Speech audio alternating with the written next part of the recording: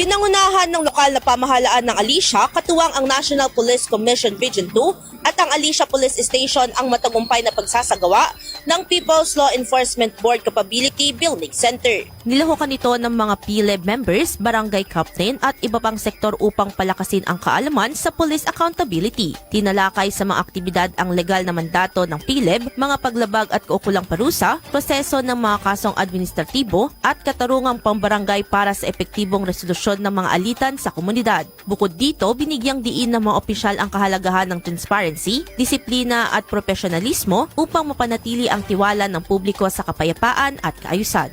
Idol, nanunuyubat hina ang elasticity o pagbanat ng balat, bumababa ang fat level sa ilalim ng balat, gayon din ang collagen availability sa katawan, kaya naman 50 pa lang mukha ay kulubot na. Para mapigilan ang mabilis na pagtanda, mag-DTX 500 na.